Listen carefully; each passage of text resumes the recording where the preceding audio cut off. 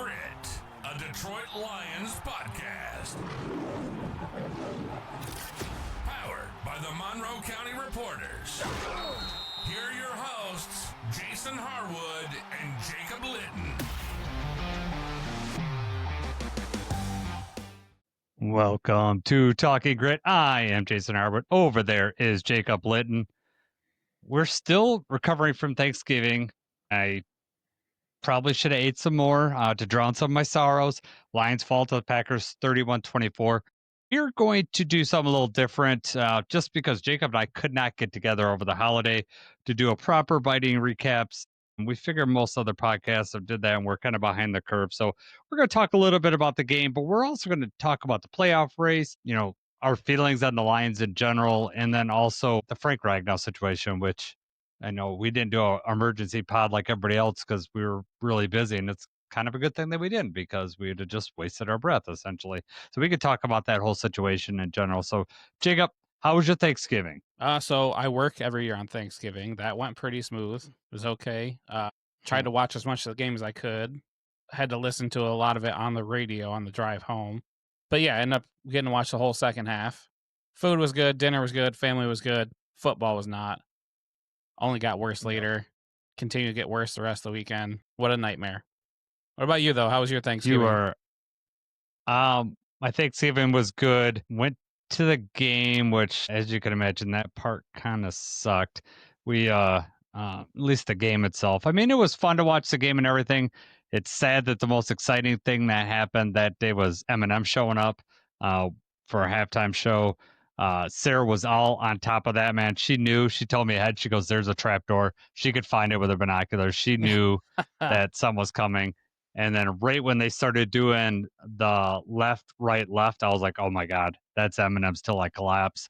And I was like, this could be really, really cool. Jack White and Eminem together. They should be doing a song together because they're both awesome. Eminem could rap over rock beats, and it was pretty cool. It was fun being there with the boys, watching them get super excited. When they come up because they had never seen Eminem live perform like that, so that was really cool for them. Awesome, but you're right. Shame that was the biggest memory, the biggest highlight. Yeah. At least there was something to remember. Show in general was good though. I mean, Jack White did an awesome job just on his own. Outside of the whole Eminem thing, he could have played and it would have been awesome. But Eminem showing up was just icing on top of the cake for that halftime show. I like that Jack White is like a true fan too, like with the Tigers and everything. Like he's a Detroit sports fan. Yes. Shows up at a lot of the Tigers games. He was at the Red Wings game the next day. My boys went to the Red Wings game on Friday.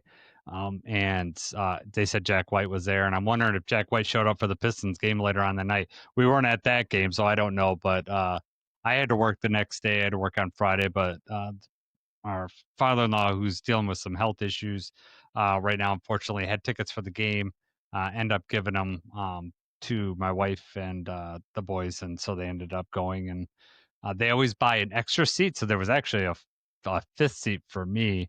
But I couldn't go, so they just had an empty seat next to them. It's the nacho chair. It's where you put your nachos and stuff. Yeah. So you don't step on them. That's right. Yeah. Like I said before, we had the drink seats or the drink rail seats before, and those were awesome. These were not drink rail seats, but that is what it's like when you have the drink rail seats. You got the table in front of you. That was like luxury, which I've never had before. It was awesome. Yeah. Now I'll be wanting those every time.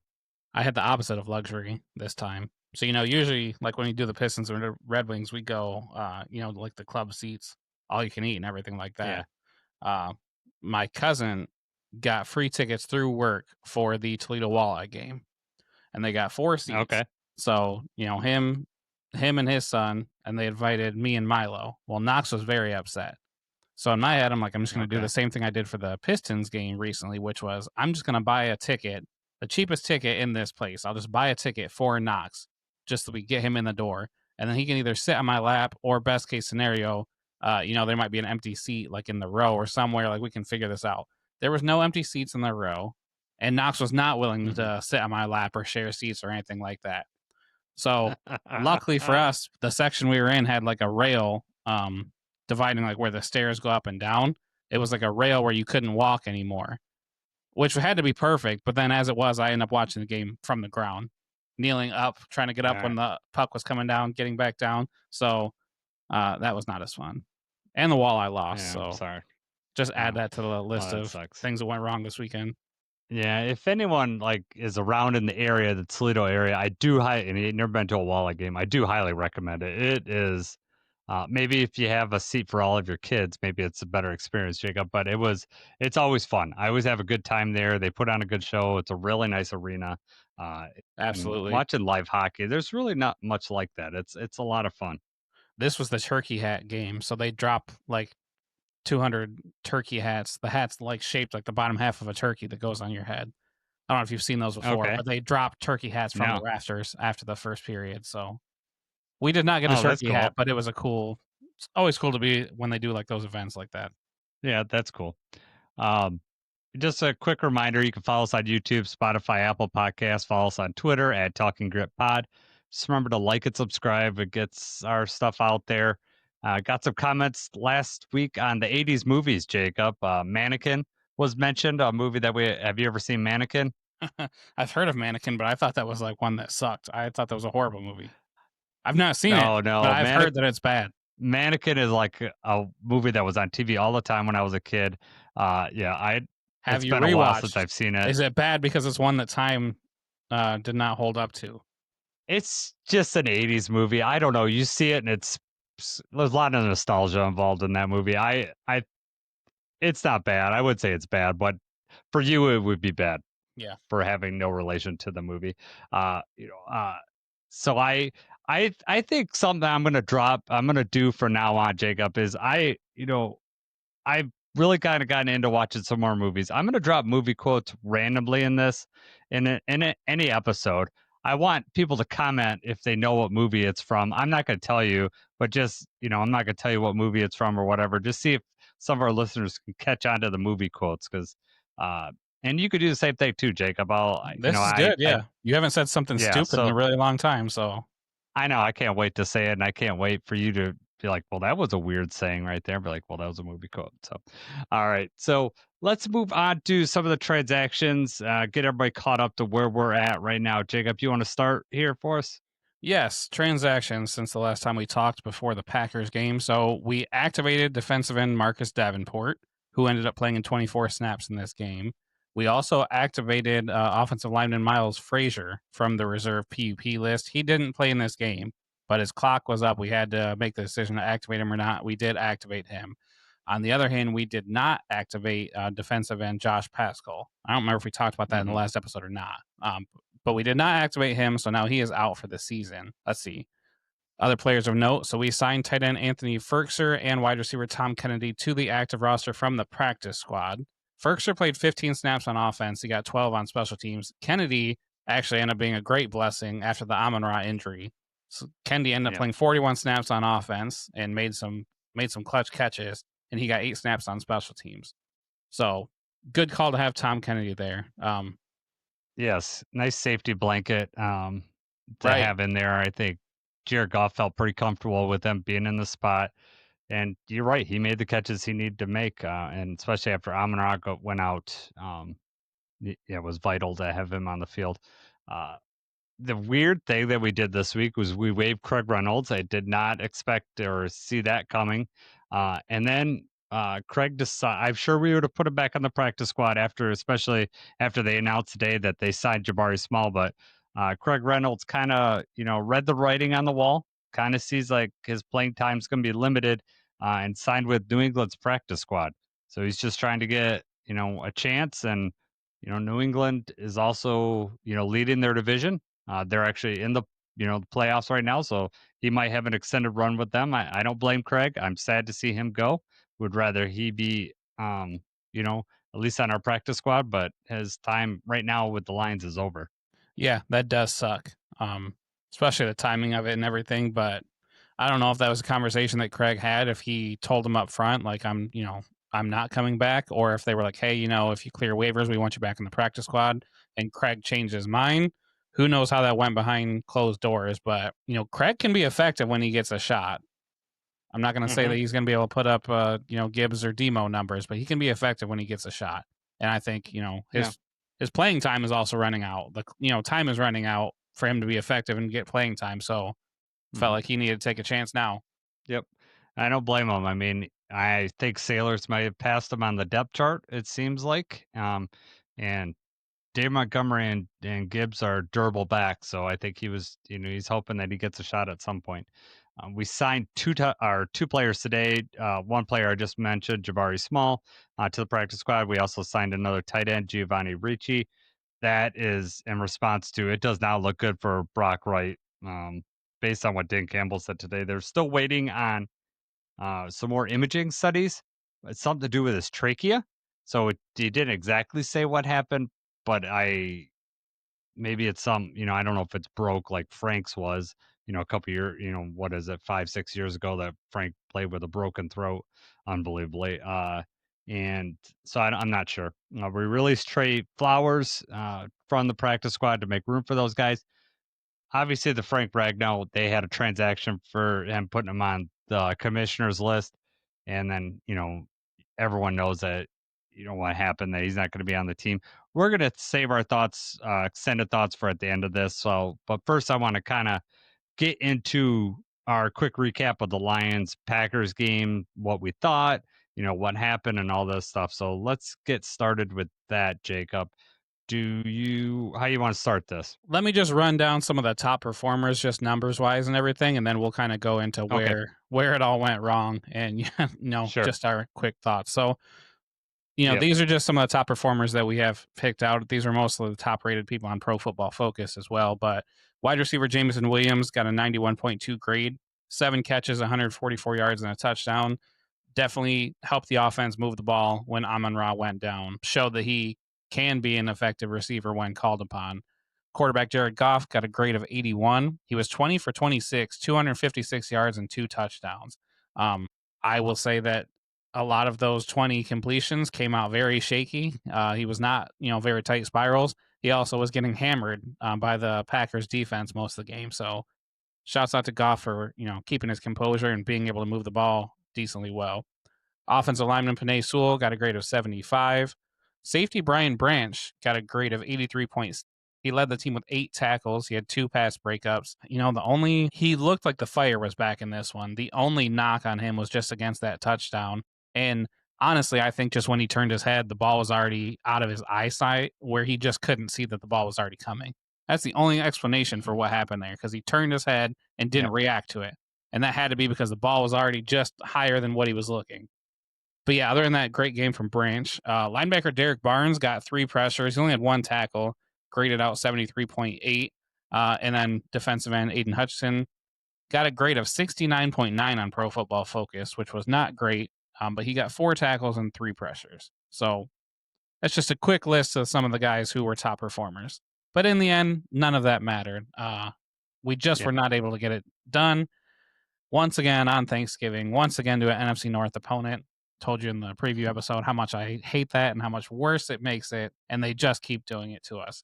So, first question that we have, did this ruin your Thanksgiving? I mean, usually you're at home, you're nice, warm, you're eating dinner, you can walk away from the game a little bit if you have to, or whatever it may be. As soon as it's over, you shut it off and stuff your face full of pumpkin pie. There was none of that this time. You were in the arena. You felt everybody deflate. You were deflated, I'm sure, defeated.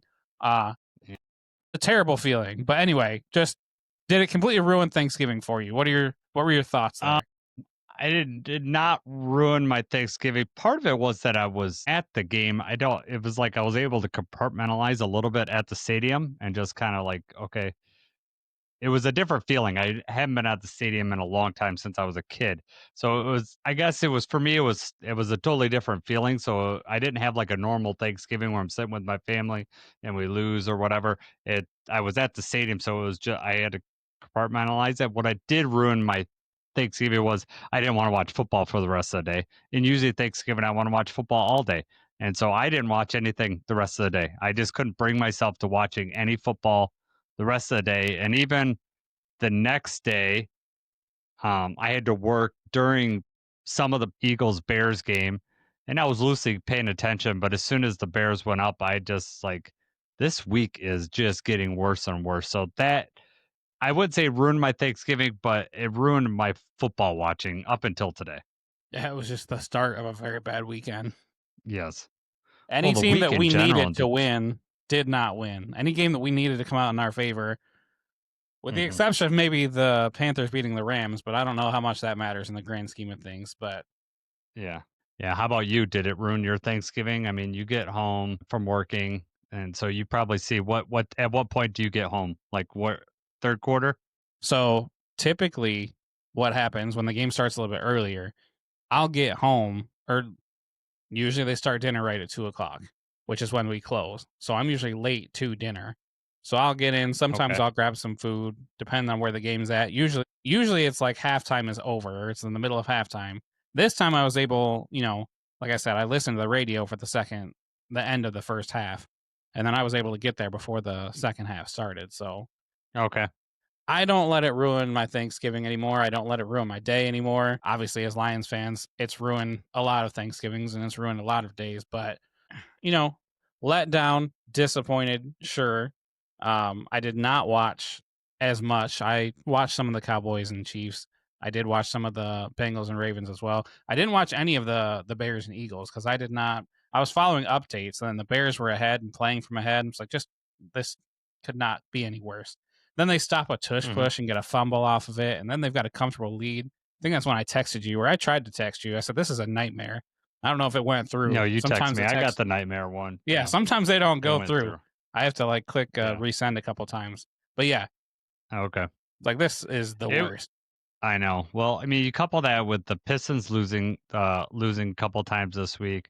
Red Wings lost in the game the boys went to. You said the Bears win. It was bad. Outside of Michigan winning and just winning, killing Gonzaga, it was a terrible, terrible week. We'll talk about the Frank Ragnow stuff. That was an unbelievable amount of hope before Thanksgiving Day game, only to be dashed a day later. So it was just like.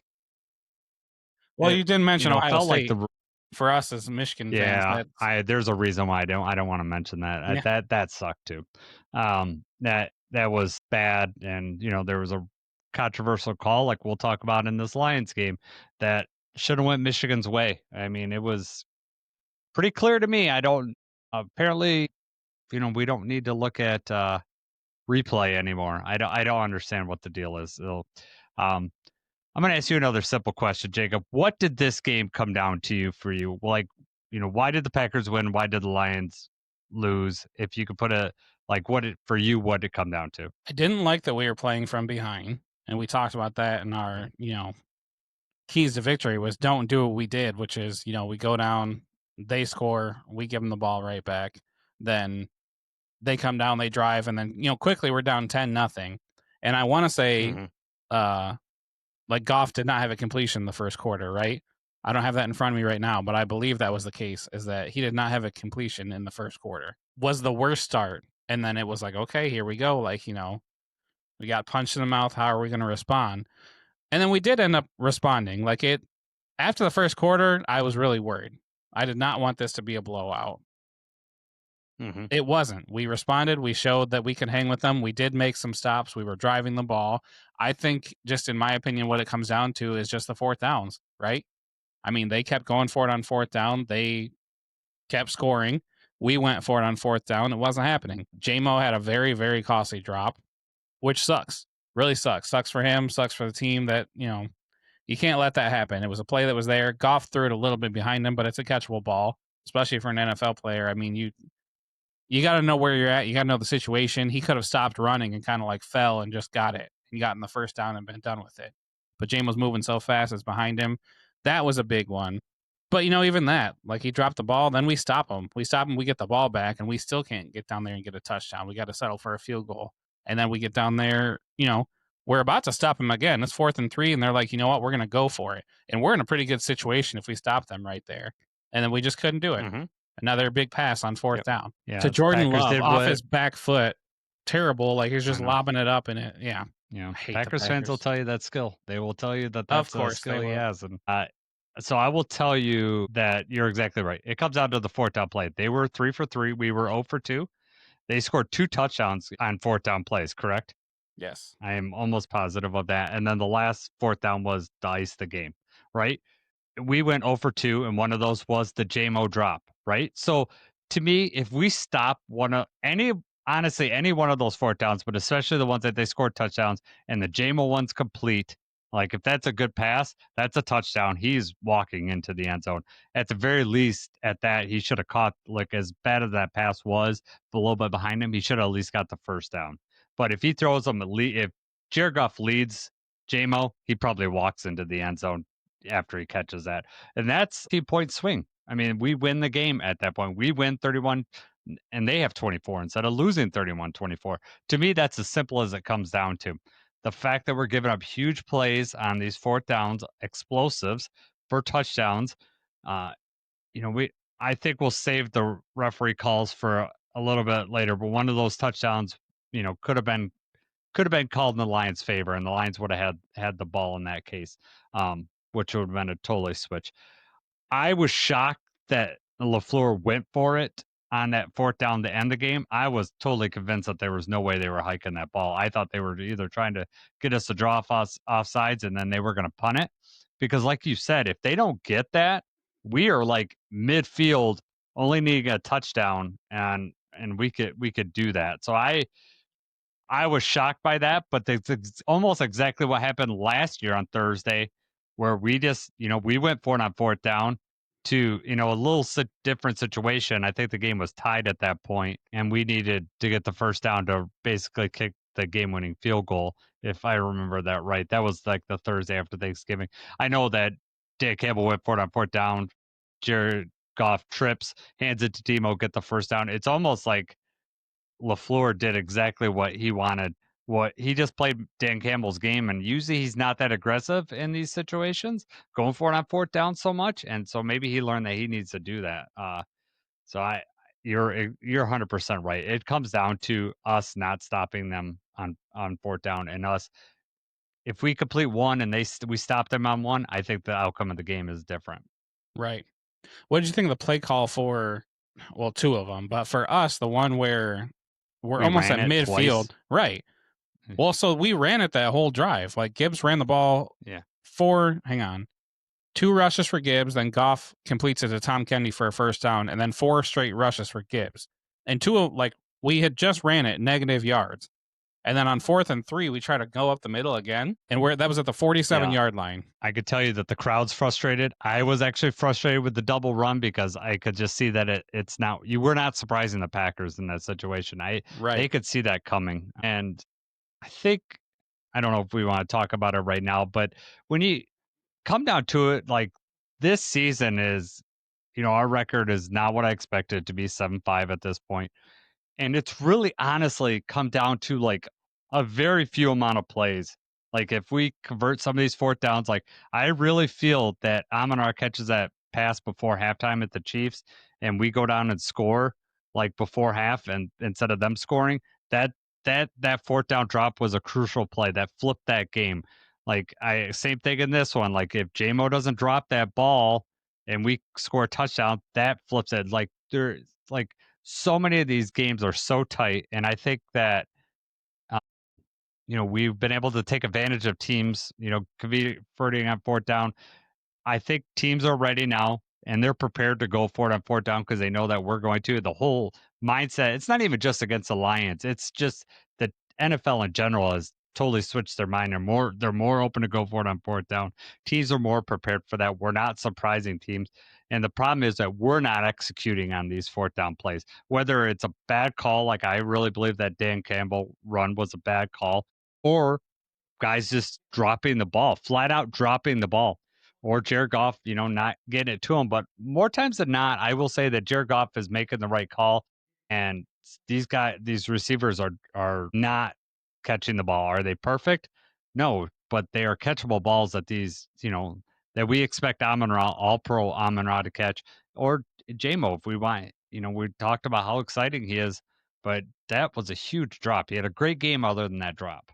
Yeah. Agreed.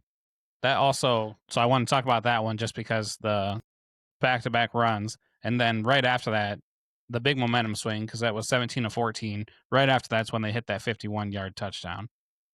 And then, that's early on in the second half, sucks the wind out of everybody again because it's 24-14, which we responded. But just the other one, the 4th and 3 that we talked about to ice the game, I mean, that one we actually did bring pressure, right? We brought pressure got in his face, and he kind of just lobbed it up where that receiver was going to go. And Branch, who had a great pass breakup right before that, Branch had one where he knocked it out of Christian Watson's hands. This one, he was not able to knock it out of Dontavian Wicks, and that was what iced the game. But were you surprised, I know you said that necessarily that they were going for it, but that the play call was to let's have him drop back on 4th and 3 and chuck it up? Yeah, I knew that they would pass if they were going to put him out there. I mean, that was a desperation thing. I mean, he was getting pressure and he threw it up. And honestly, there was pretty good coverage in that. It was just he put it in the right spot. Jordan Love had, as much as I give crap to Jordan Love, he put the ball where it needed to be put in a lot of these catches. Like, very good placement on the ball. I thought Jordan Love played really good. Before we move on here, or before we move to the next question, we have one of our chat asked a good question. I kind of wonder what you're feeling on it.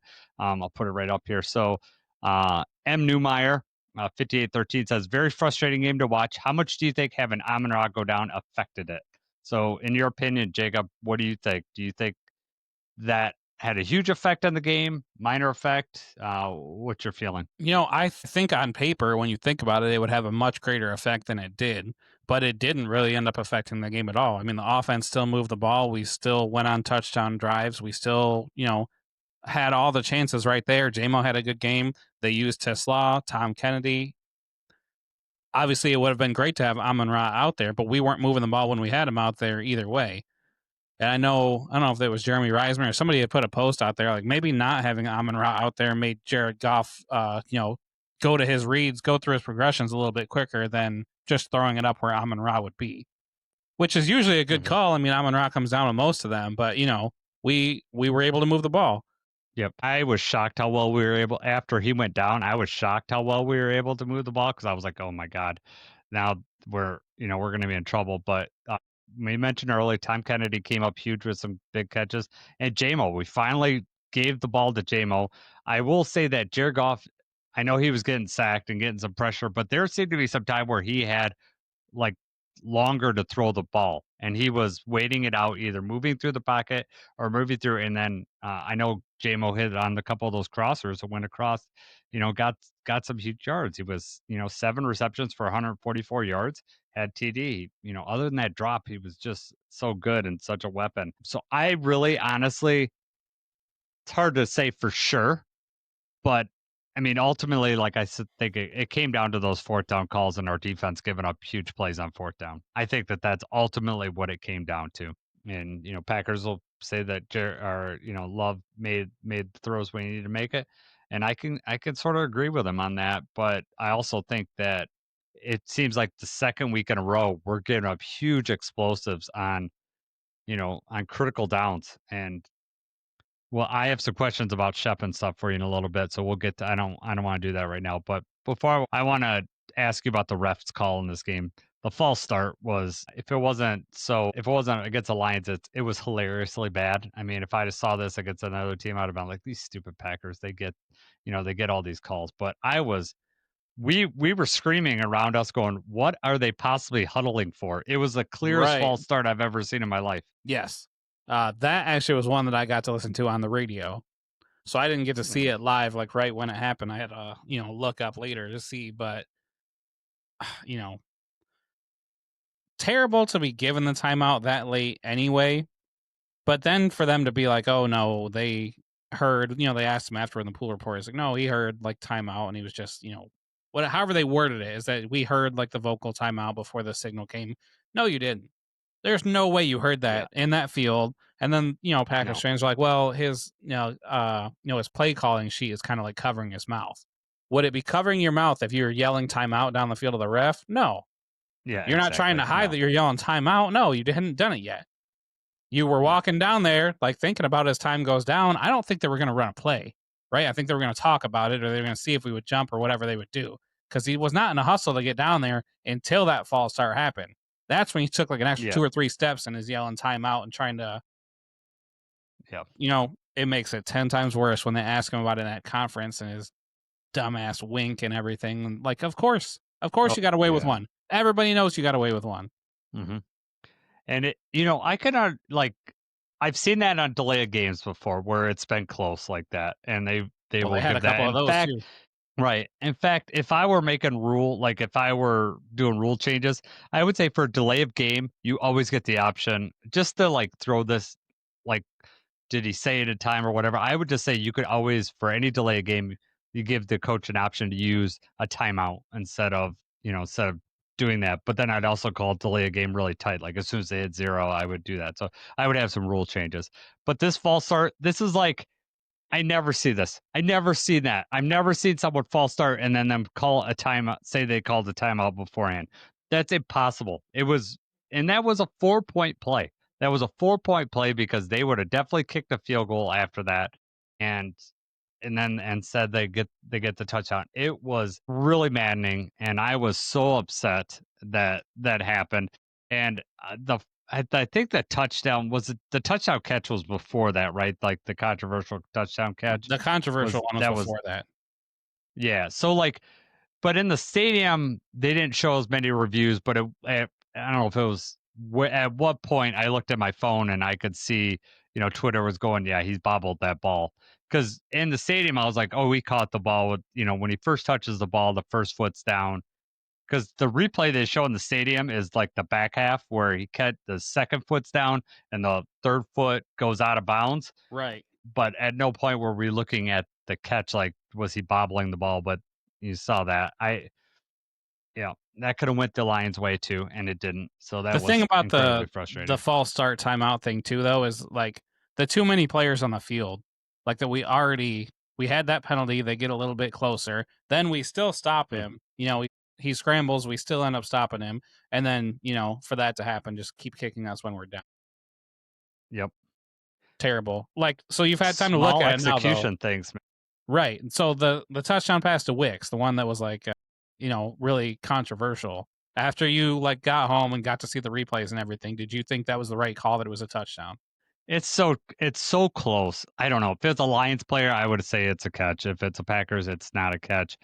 I'm not ultimately mad, but the false start one really, really makes me upset because it's so obviously wrong. Right. And that one, we absolutely just got screwed. They made the wrong call. It was terrible. But the one, honestly, the one that I saw, the deep touchdown too, when I saw it, I thought, okay, yeah, that's a touchdown. They called touchdown on the field, and I was like, there is no chance that little bobble right there that they're going to say was not it. The thing that's frustrating about it is the pool report afterwards, right? When they ask them, like you said, ask them why about say the anything false start, at all? Why say what they said? Well, tell them what they said. What they said was, they said the receiver's hands in this game are so good. Like, what? Like that has nothing to do with that. Like, okay, then everything's a catch. Everything's a catch because these receivers' hands are so good. Like, I don't understand what he was saying.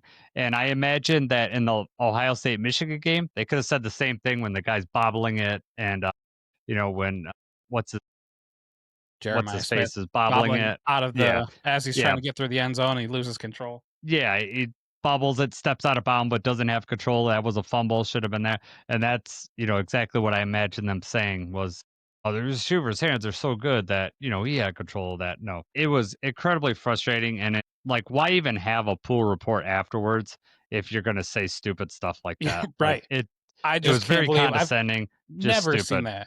Never. Yeah. That's like saying, oh, was this pass interference? Well, these quarterbacks are just Aaron Rodgers' pinpoint accuracy. That's where he was trying to go. And, it was definitely PI. Like, what? Why say that? That makes no sense. Yeah. That means nothing. It was dumb. Yep. It was 100% I think what he was getting dumb. at is the receiver had complete control when he switched to the other hand. And he's just so good that he was able to switch and maintain control, which is not how you should have worded that. Nope. Not at all. All right. I'm going to ask you a couple questions here. What do you think is going on with our defense, giving up these explosives? Is this Shep to blame? Is it the players?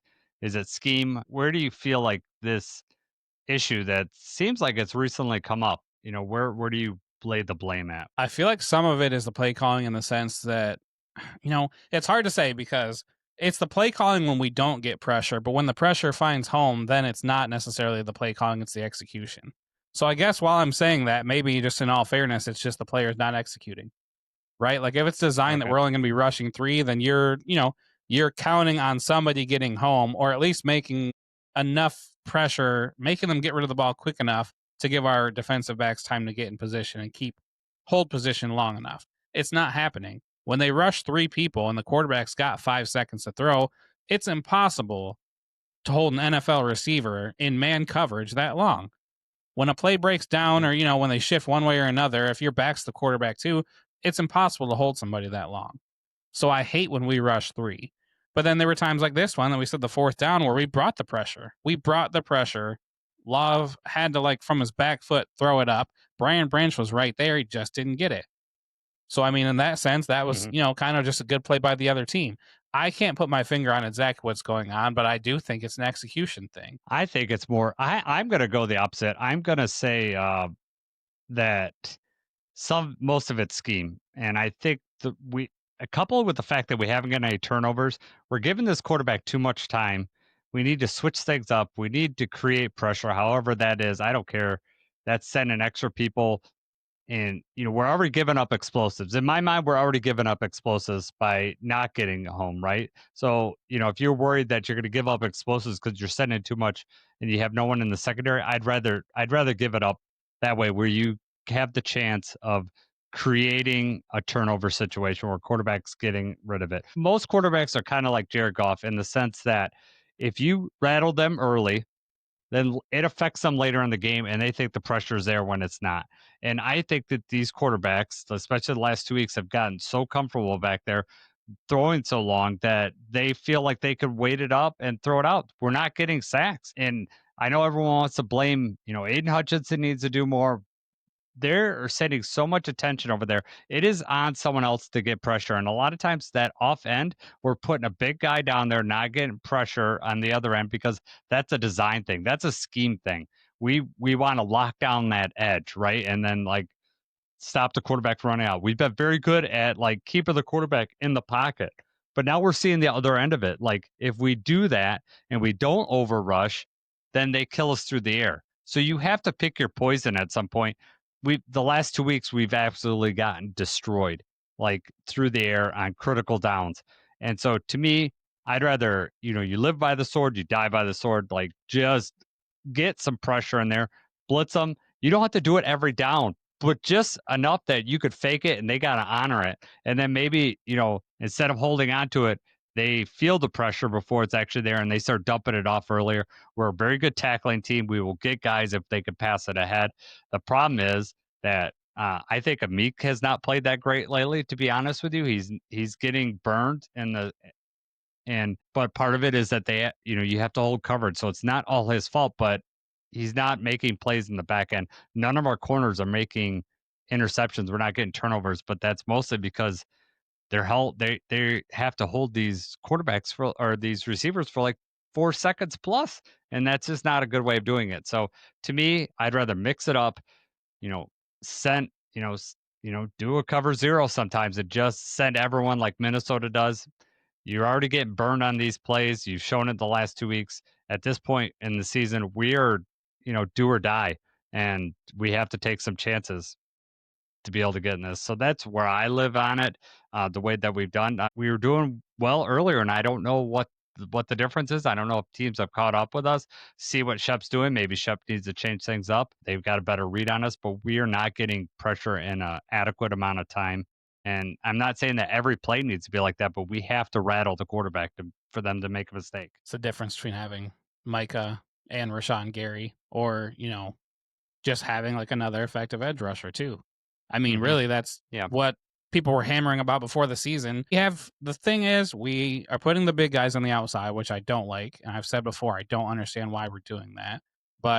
And as you said, to hold the edge and everything, which is fine sometimes. But when we do, for that change of pace, a lot of what we do is we put Derek Barnes on the outside and have him rush in or sometimes drop back. Derek Barnes, he had 3 pressures this game, but generally he's not getting home. And these pressures in this game, I think, were probably just because of these long developing plays. Versus you flip over the sideline and you see Micah Parsons getting in within a second, or he's crashing up the middle of the line. They're just doing more with it. They have more effective edge rushers. They have more effective people on a defensive line. And that when you have a strong defensive line, it makes the rest of the defense much better. I also agree that I think that, when we talk about scheme or whatever, it's also, like you said, we're putting those bigger guys on the edge, and we have a guy, Muhammad, that's shown that he can rush the passer. And earlier in the year, when we had to put him on the edge because we were limited in options, we were getting more sacks and we were getting more pressure. So I think some of that is like the Lions are just going to have to realize that we can't live like this. There's got to be some change. We got to change it up a little bit. And the fact is, you could say, hey, we got to stop the run. We haven't been all that effective at stopping the run either. We're middle of the pack and stopping the run. So, you can't live by that and then say, well, we're stopping the run, we're being effective. Because the thing that's frustrating, when you look at all these games that we've lost statistically, we all, like, even in this game, Goff and Love have very similar statistics. They are making explosive plays when it counts. The Lions are not doing it as much. And also on the offensive end, we're not able to just control that line of scrimmage. Our offensive line is been disappointing, and we could have easily ran it on 3rd and 3 and 4th and 3 last year, and I felt really comfortable with that. This year, I don't. We're not getting the push that we need. So that's a totally different change, that we're not controlling that line of scrimmage. And so those are the biggest differences for me. And I don't, even though I am blaming Shep and the scheme and whoever's making those calls, whether Dan Campbell or whatever like that, I don't think it's a permanent thing. I think these are smart guys that will fix this. But as of right now, that's what I see as the issue right now. And we're not putting our players in the best place to succeed, especially in the back end. True. Are you mad, or how do you feel now about Brad Holmes revisiting? Obviously, Brad Holmes done a great job. He's got a lot of good players, but revisiting the big ones, the Manu trade, now the Tesla trade, where we gave up a lot of draft picks to move up for these guys that, Tesla caught a touchdown in this one, but it's been 100% clear. Like, Tesla, this is like a red shirt year for him, basically. It's just not going to happen. Yep. He's not picking it up quick enough for whatever reason. Manu, with the injury and everything, just doesn't look like that's happening either. It's a lot of draft picks in the middle of the round that we usually can hit on. That's a lot of effective players that we could be having on this team, especially on the line, both ways. So, I mean, what are your thoughts there? Not really like fire Brad Holmes or anything like that, obviously, no. But I mean, do you still stand by those like as good trades? Good, are you okay with us rolling the dice and not winning? I think he needs to reevaluate the philosophy of that. Like, if we had players that we could plug in earlier, and those that we could have, because you could draft a 3rd rounder, like, and they could come in and play. I mean, you could draft, like, instead of doing the Manu thing. The Tesla thing is still up for debate for me. Like, I like him, so I'm not. It's very early on, so I don't want to say anything like that. The Manu thing is not trending in the right direction. It's not final, but it's not trending in the right direction. But I think in general, like, you see the Vaki thing, you see the Manu thing. I don't know if Brad Holmes thought he's thinking 3 years ahead and like, I'm going to draft guys now that we're going to, they have very high ceilings, but they are very raw, and we need to develop these guys. And I'm very confident in my coaches that we could develop these guys. Pretty soon, we're not going to be in that position. We're going to need some people to be able to play earlier on. And you see, I'm like, he still has it. And I think he just needs to reevaluate his priorities a little bit about, when he drafts these guys, or what type of guys that he really covets in those middle rounds, because I think he's really kind of missed. Now, I will say that Tyleek has played. I'm okay with Tyleek's play this year, and frankly, we're going to need him next year. And I think that draft pick is going to really shine when DJ Reader's probably no longer on this team. And Tate Ratledge, you got to be happy with Ratledge too. I think he's came right in. I mean, is he a superstar level? No, but for end of the 2nd round, offensive lineman to come in and start, I think he's played adequately on that line, and I'm hoping that he gets better next year. So I'm okay with all that. It's just giving up 3 picks for Tesla. Those are 3 players that we could have on the roster. Those are future draft picks. Yeah, I think that does frustrate me, but I'm not writing off Tesla yet. And if you look at Amon-Ra's first year, he didn't show up really until the second half of the year. So I know that we're right there right now with Tesla, and I'm not expecting him to have the Amon-Ra numbers because, I don't really see him being an all-pro, but I would like, we need to see him more. And with Amon-Ra being out probably for the next 1 to 2 weeks, we're probably going to get he's going to get more opportunities, and he's going to need to shine right now. Absolutely. Well said. I don't think we traded Are up for you Amon-Ra, but I mean, it is irritating, but like right? it's one of those things, hindsight's 2020. You make a gamble, they Hmm. don't always turn out like that. And I mean, Yeah. realistically, if you go through the draft picks, Tyleek, being drafted as a defensive tackle at the end of the first round is performing about as well, especially when you look at like snaps and stuff. I think he's performing just about as well as you could expect. Somebody being drafted in that position is going to do. Tate Ratledge, I would say, is probably overperforming where you would go if you were drafted in that spot. It's more so just about what we gave up for Tesla and what we gave up for Manu and where that leaves us with these holes that, we had to battle through last year and now kind of what we're looking at this year. Feeling helpless on the offensive line and the defensive line, things aren't working. There's not much to switch up, right? So, it's frustrating, but you don't always hit. You win some, you lose some. You kind of just have to go with it.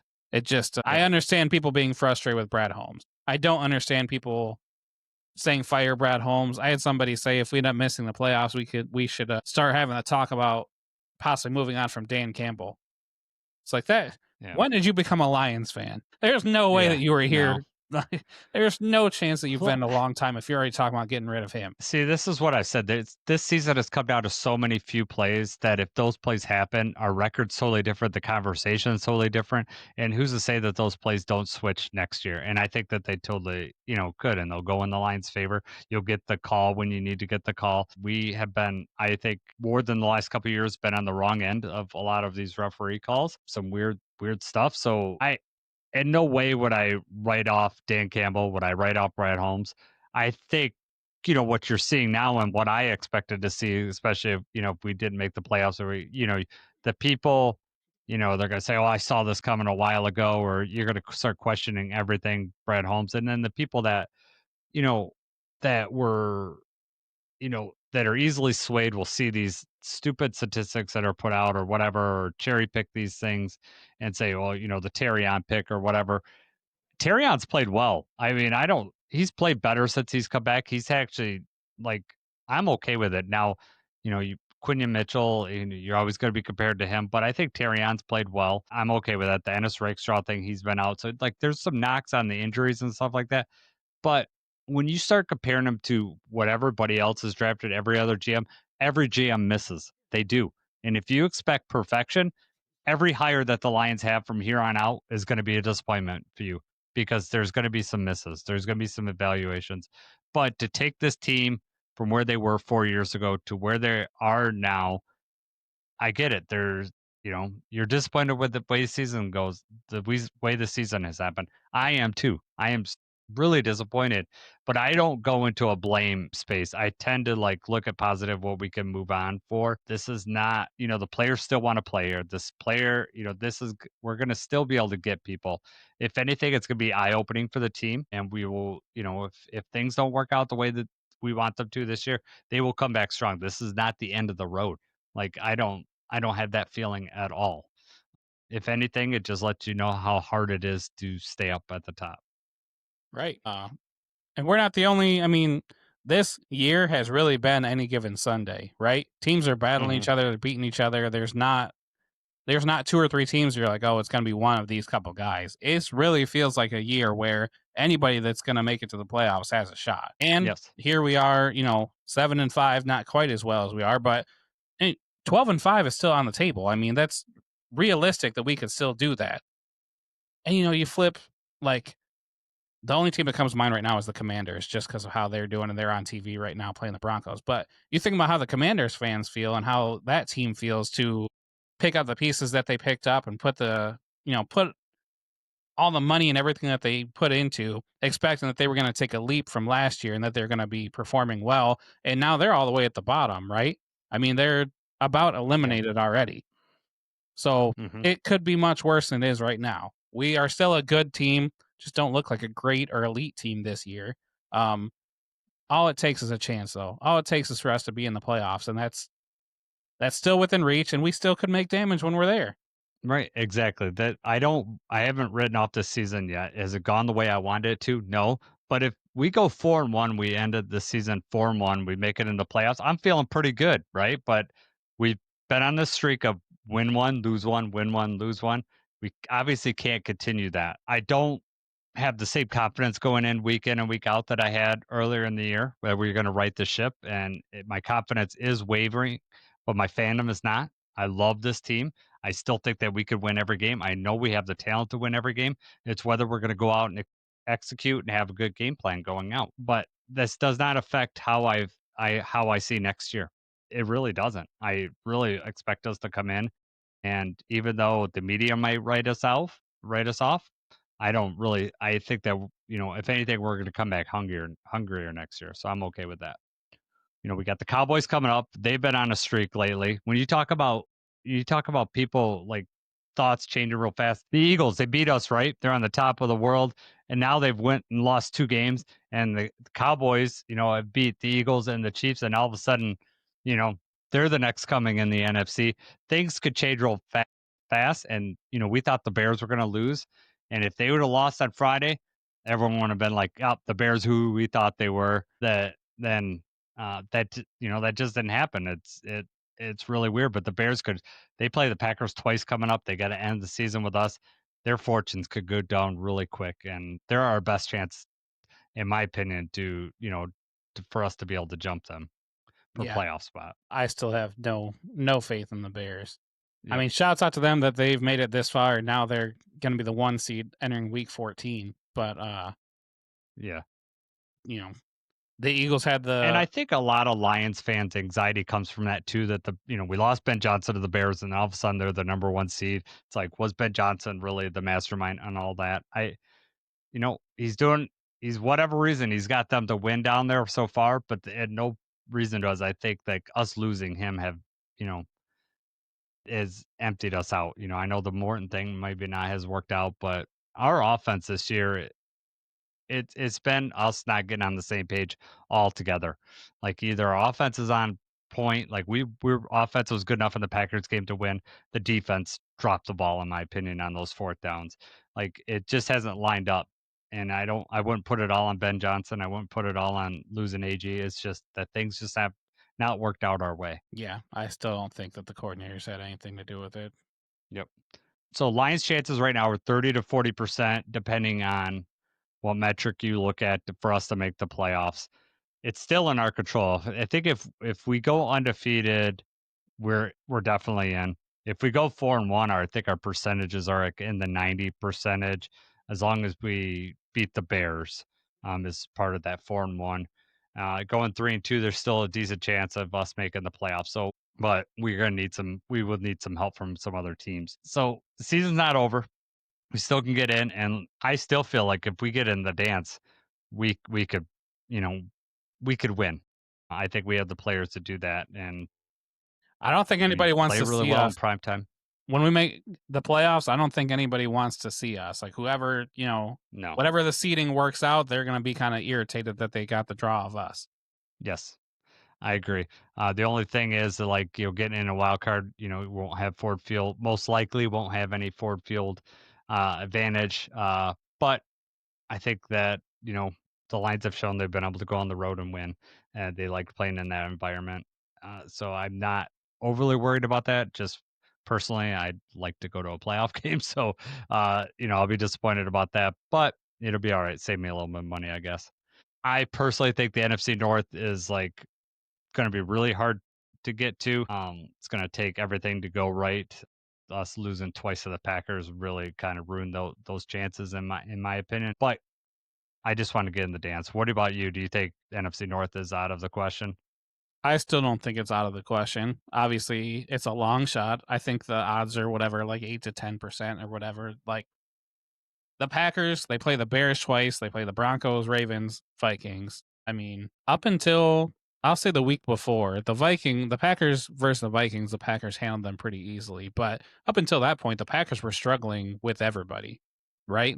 Like the Bengals and Cardinals, and every game that you saw them play, they lost the Panthers, but they finally came out against us with a little bit of extra fire and move the ball. Now are they going to do the same thing against the Bears? I mean, it's hard for me is that we're going to have to root for one or the other. Like, it'd be great if they tied this week, but like, do we need them to split the series?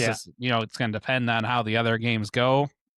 Obviously, we hold the tiebreaker over the Bears, so it'd be better for us if the Bears were to knock the Packers down. But there's a lot of things that have to go our way for the NFC North. But if we just win our games, the wild card is right there. The problem, one of my concern is that if we drop, especially if we drop this game to Dallas, I don't want to have to be paying attention to every single game that we need. And then, my heart's beating out of my chest for the freaking Seahawks to lose, or I hate when it comes down to that. I hate when it's no longer in your control. Yes, it's terrible, and we've saw what happens when it's not in our control. Everything outside of that Rams game today is pretty much went the opposite of what we needed it to do. So maybe our fortune will change, but this weekend that's another kick in the pants, like just how bad it was. All right, and we've hit about an hour right now. I want to talk on Frank Ragnow really quick. Everyone knows he was reinstated like the last day possible, which is Wednesday before Thanksgiving. Our still hopes were high at that time, but that we were going to beat the Packers. Frank's going to be around the corner. We are, back in our Super Bowl window. Then we lose to the Packers, and then a couple days later, it's Frank has a grade 3, which basically is a torn hamstring, and he can't come back this year. So you're wondering, how can Frank not know he has a grade 3 torn hamstring? So I guess I'm going to start there, Jacob. What do you think happened there? Like, how does he not know that he has a grade 3? You already mentioned earlier, how did he play with a broken trachea? Yeah. I think the pain tolerance for this dude is just so insanely off the chart that he, I saw a report, or not a report, but somebody had said online, like, he announced he was going to come back. He decided to hit some sprints the next day, and then his hamstring said bye. Yeah. Who knows what happened, but, he's probably like, yeah, it's bothering me. They said he disclosed it. He said, I got a hamstring thing going on, bothering me a little bit.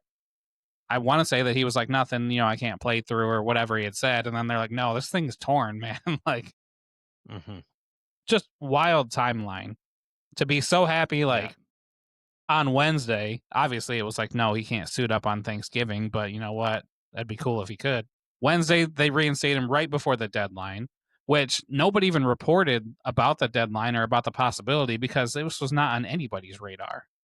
I know Dan Campbell said afterward that they had been talking to him for like a few weeks, I guess, but that was not disclosed. There was nothing coming out.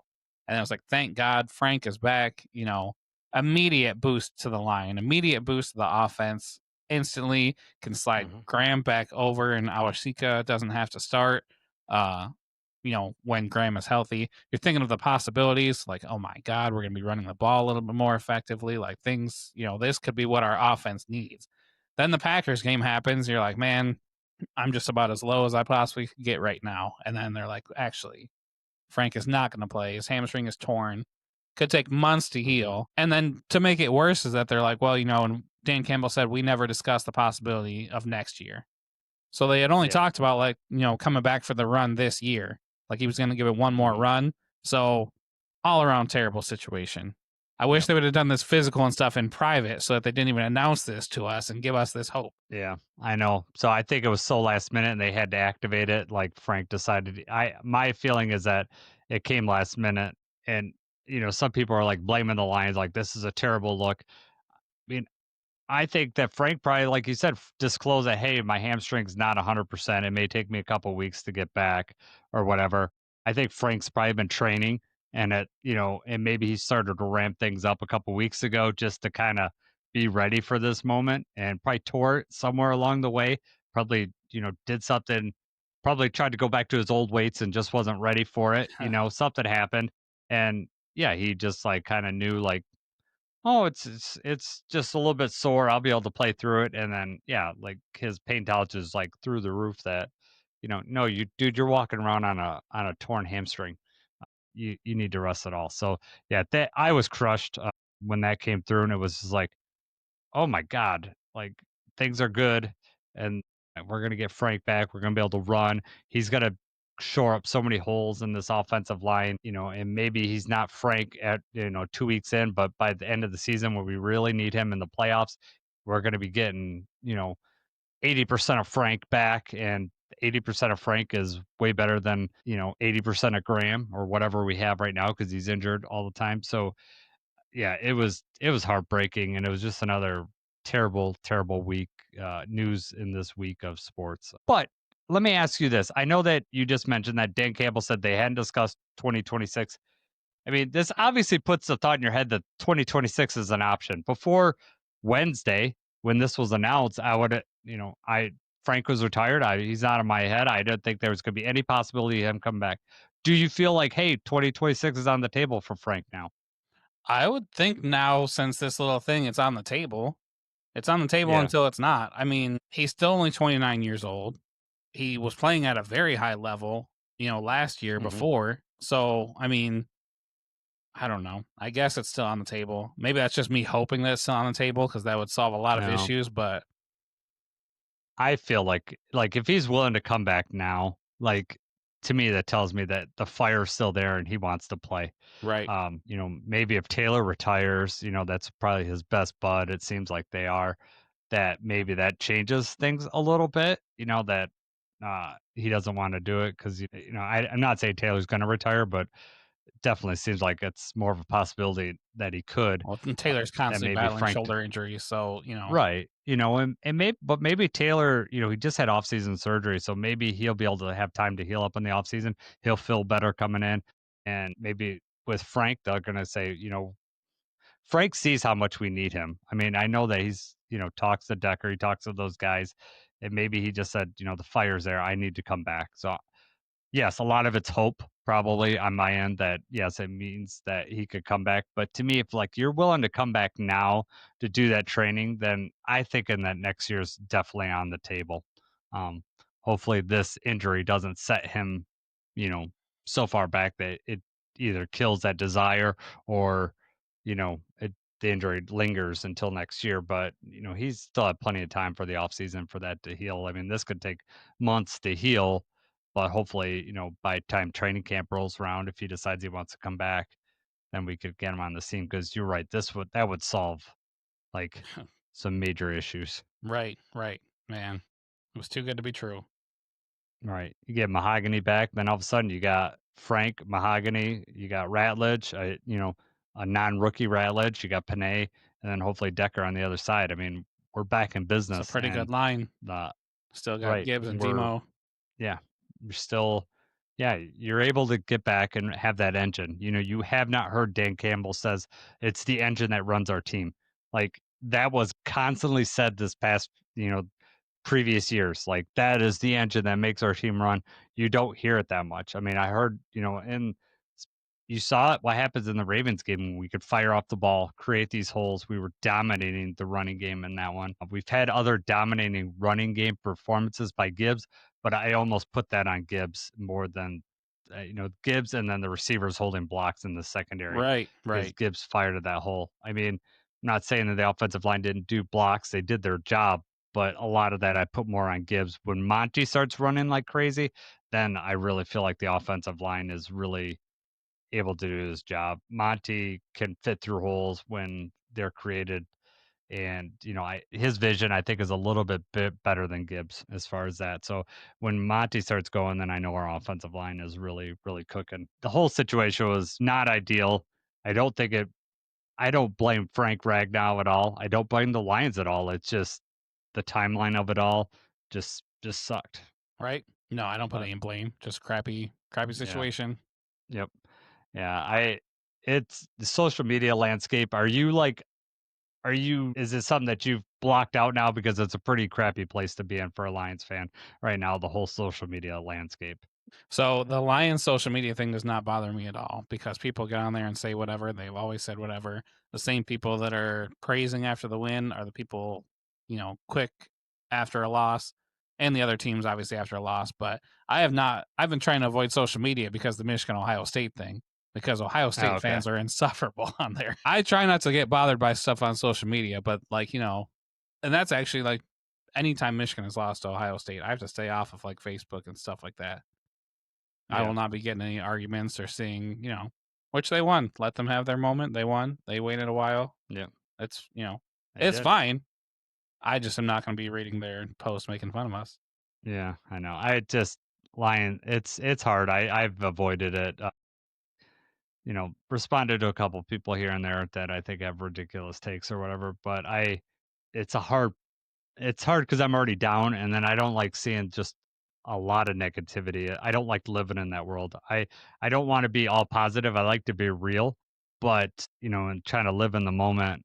But I also like to live it like I like I think I've said this a million times on this podcast. I look at where I'm at in life, either that's here with the Lions or whatever. What can I do here to get to where I want? Like, it doesn't matter what's happened in the past. I know what I want. I know what's good for the Lions. What do they need to do to get into the playoffs? Okay, that's what I'm going to root for. That's what I'm going to hope for. Am I realist that we've lost every other game? So going 4-1 is not automatic. It's going to take a change in this team. But do I think that change is impossible or, you know, like super hard to get to? No, I think that that's very possible for this team for the light switch to hit, the right plays to happen, to get the right turnovers. We have not got turnovers in a while. Like those things come in bunches, and that's all we need is like that string of turnovers to happen. The ball pops out, and our guy is there to pick it up. We get the interception, those type of things. That's all we need. We just need to get that, and then we'll get that'll steamroll into something else. So I'm positive that we could get there, but I'm also realist that, things got to start turning in our direction or we're going to be sitting on the sideline in the playoffs. So we're going to have an extra long off season on this podcast. Yeah, right. We don't want that. No, we don't. So anything else you want to talk about? I'm good, man. All right. I did not drop any quotes that I know of, but I had one that Preston is. So my oldest is doing a newspaper.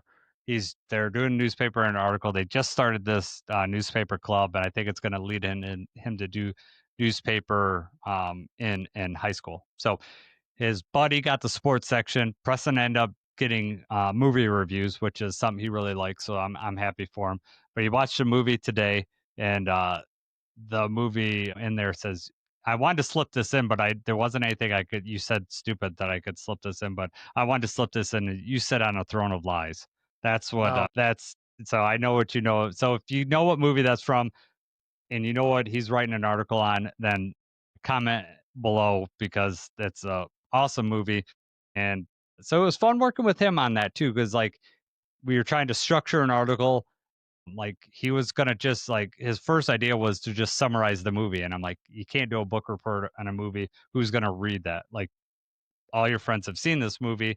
They don't need someone, to regurgitate. I'm like, it's helpful to have like a paragraph to just like summarize what the movie is. But then we need to come up with a hook. Like what's your hook? And so he decided to do for this particular movie, it's a Christmas movie, looked at every Christmas movie since 2000 and try to defend why this one is the best, like a modern classic. And so we came up with like what goes into a Christmas movie, like, what makes this a Christmas movie and that not a Christmas movie, like Die Hard, like you got to have certain elements, right? And so we talked about that. And so he's got that in the article. So that was fun working with him. I think eventually, like he loves sports. I think this is eventually going to work into him covering school sports. But for right now, it's movie reviews, and it was a fun time working with him with that today. Right? No, that's awesome. Yeah. There is a documentary. I don't know if you saw. It was like a Netflix show or whatever. It's called The Movies That Made Us, and it's like Yes. through the background like of how they made that movie, and like there's a bunch of like really popular, really good movies. Mm-hmm. So that's a good series. They also have I'm about I don't know a quarter way through this. There's an Eddie Murphy documentary that just came out on Netflix called Being Eddie. yeah. I know that you have a different relationship probably with him than I do. Growing up in the '80s, like he's just an amazing comedic actor. Love Eddie, so I'm going through that and kind of reliving some of my favorite moments. Have you watched any more '80s? I know it's probably busy with Thanksgiving, but you probably not watch any more from that list. I would imagine. I watched Planes, Trains, and Automobiles.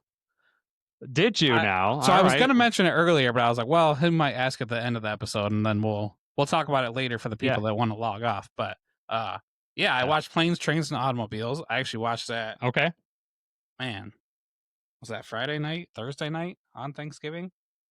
Well, because the movie takes place on Thanksgiving, or he's trying to get home for Yeah, it's a Thanksgiving. Thanksgiving movie. That's perfect time to watch it. Yeah. No, it was a good movie. I was surprised.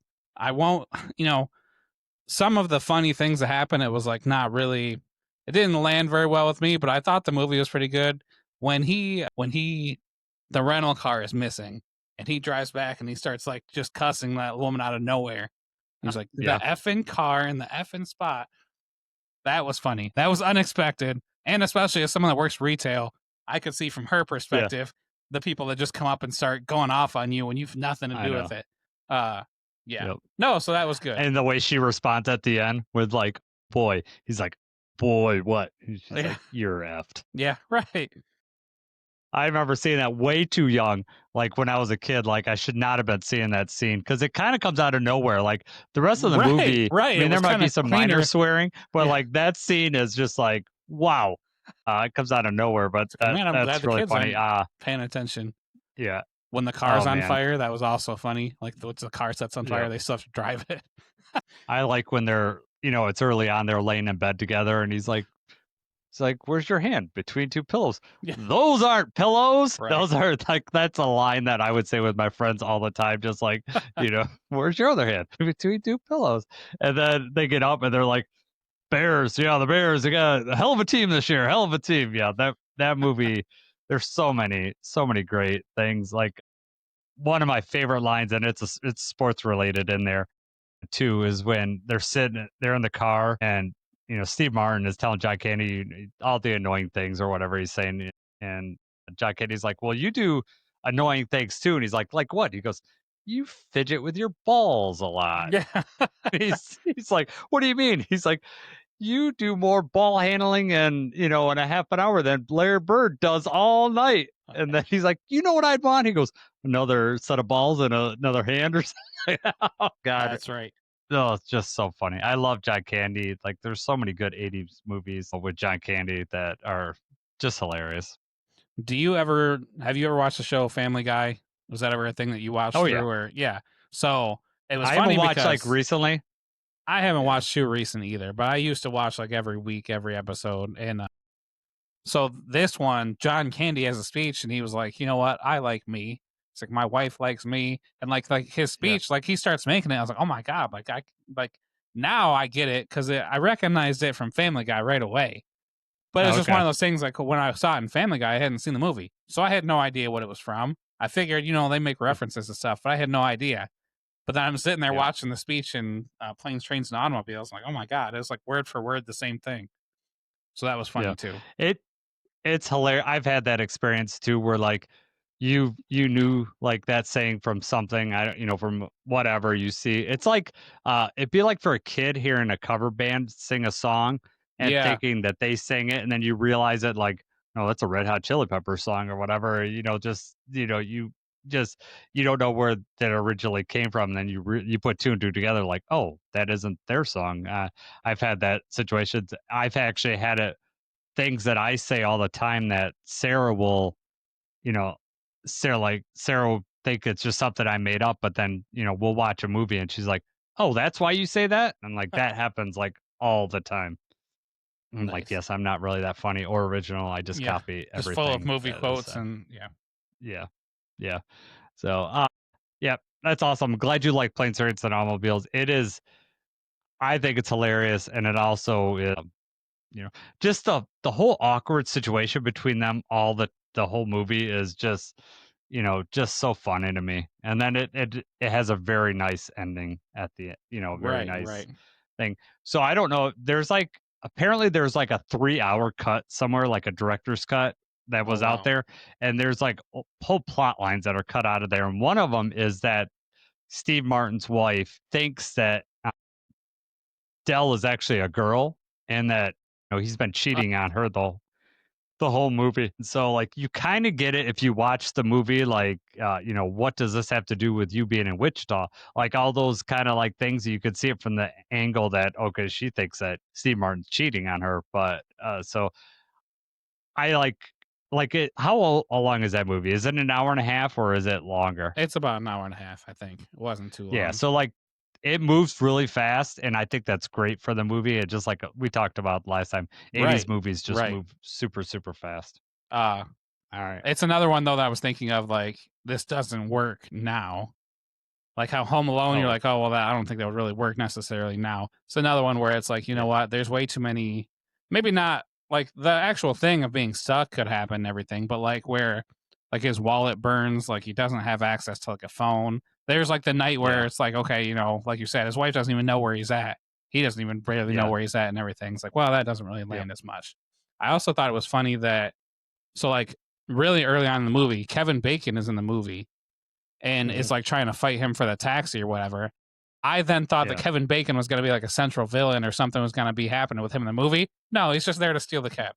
Yeah, he's there in like like to me when I was younger, that was the 6 degrees of Kevin Bacon because he's in this movie for like 6 seconds. You know, it's like, yeah, you think that you're going to see him more, and no, he's just there for that little bit. Right. I was like, oh, okay, well, he just never came back. Yep. Yeah, it's hilarious. All right. Well, I'm glad you got to watch that one. That's a great day to watch it on Thanksgiving. So what do you have left of the 5 that I gave you then? I have seen all of those now. I have not rewatched Back to the Future. I have not rewatched Ghostbusters.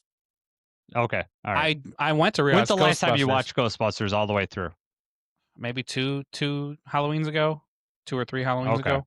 So it's been recent. It's been more recent, but yeah. Well, I tried to watch Ghostbusters. It's not streaming anywhere. Oh, okay. So I was like, oh, you know, you can buy it for $3.99. Well, I own Planes, Trains, and Automobiles, and there's like tons of movies that are streaming everywhere. That's, you know.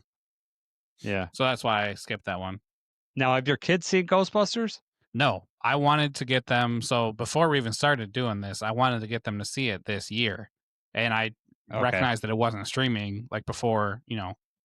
This was after school had started, like maybe the beginning of October. It wasn't streaming anywhere. So Ghostbusters 2, I think, was streaming, but not the original Ghostbusters. Okay. Yeah, I'm curious what your kids like because, like, honestly, like a lot of those '80s like movies that are kind of like, I think Ghostbusters 2 is way more kid friendly than the first Ghostbusters. But I remember seeing Ghostbusters when I was a kid. So, and my brother, I remember him watching it every day when he was in preschool. We were huge Ghostbusters fans. But, nice. You know, '80s kids movies are totally different than 2000s kids movies. Like 2000s kids movies are very washed out. There's hardly any adult content, but they freely swear in these. There's sexual references, just like when you're an '80s kid, you just watched whatever. Like it didn't matter. Like, and they invented PG-13. I don't know if you know this, but PG-13 was not invented as a rating until like 1984. Indiana Jones and the Temple of Doom was the last one that was rated PG, and it was because of that they came out with a PG-13 rating. Nice. Because like Ghostbusters is PG, it's definitely a PG-13 movie. Like if you were looking at it now, you're like, oh, it's PG movie. No, there's a lot of like swearing and just adult, like Venkman and she's like, do you want this body? And he's like, it sounds like there's already one. It sounds like there's already 2 people in there. We don't need to have another. It's just like, just crazy adult humor. But yeah, that is like, I'm curious, like if your kids watch that, we definitely need to talk about that because I'm curious. My kids love it, but I'm curious what your kid, like if they get scared or if like they think it's hilarious or if they think it's stupid. But I think that they'll like it. I'll let you know when weirdly, we do. like it's weirdly that like I gotta tell you, like 90s CG does not hold up as well as like 80s CG for whatever reason. Like I think there's a lot more practical things in the 80s, but like obviously them shooting the proton packs, that's all CG. The ghosts are CG, but for whatever reason, whatever techniques that you use hold up way better than when they tried to shoehorn computer graphics when the computers weren't ready in like the 90s and early 2000s. Like that takes me right out of a movie. And maybe it's because I'm used to this 80s stuff, but I really think that certain things like Ghostbusters, those CG really hold up really well, which is really weird when you think about like how long ago that was. We'll be the judge of that. Okay. Yeah, I'm curious what your kids think. Right. I mean, there's obviously a couple big CG things like with the terror dogs and stuff in there that look pretty bad, but for the most part, I think it looks pretty good. Looks better than some of that 90s stuff, like I said. All right, man. I think we head out of here. So If you hung on with the last 15 minutes talking of movies again, I appreciate you. Big fans. But, see if you get that quote. Tell me what movie it's from. Comment below. For Jacob, I'm Jason. Let's go Lions.